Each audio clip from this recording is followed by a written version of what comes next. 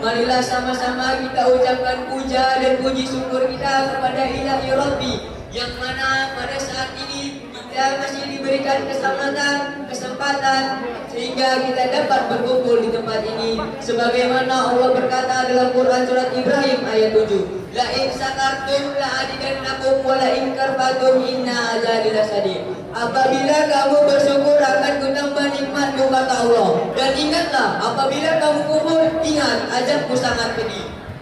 Salawat beriringan salam, mari sama-sama kita haturkan kepada Nabi Muhammad SAW yang telah membawa kita dari zaman kegelapan menuju zaman yang terang benderang, yakni dinul Islam.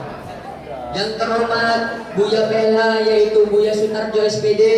Yang terhormat Bapak Al-Ustaz Subuhaini Butar-Butar. Dan yang kami hormati Buya Danumi dan staf tata usaha. Dan yang kami sayangi dan kami banggakan teman-teman dan kakak-kakak yang hadir pada pagi hari ini. Sebelum itu, perkenalkan, nama saya Albino dari kelas 10-12 dan teman saya yang bernama Dimas Al-Mughni Wiryawan dari kelas 10-10. Pada kesempatan yang singkat ini, izinkanlah kami membacakan tausiah tentang biografi Nabi Muhammad SAW. Kita harus mengingat biografi Nabi Muhammad agar kita tambah kecintaan kita kepada beliau dan dapat meneladani akhlak-akhlak kemuliaan beliau dalam kehidupan sehari-hari. Nabi Muhammad SAW lahir di Mekah pada tanggal 12 Rabiul Awal bertepatan dengan tahun gajah atau sekitar pada tahun 570 Masehi. Beliau itu terlahir dalam keadaan yatim sebab ayahnya yang bernama Abdullah wafat ketika beliau belum dilahirkan.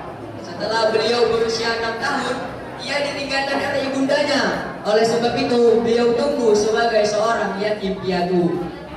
Sejak kecil, beliau sudah diberikan cobaan. Namun, cobaan itu tidak membuat dirinya lemah. Justru membentuk pribadi yang lebih sabar, tegar, dan penuh kasih sayang. Selama menjadi yatim piatu, beliau diasuh oleh kakeknya yang bernama Abdul Muthalib. Setelah diasuh oleh kakeknya, beliau diasuh oleh pamannya yang bernama Abu Thalib.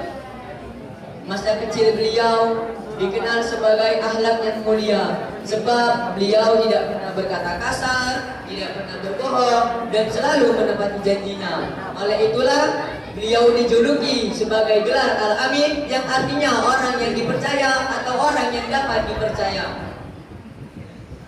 Selama remajanya beliau bekerja sebagai pengembala kambing.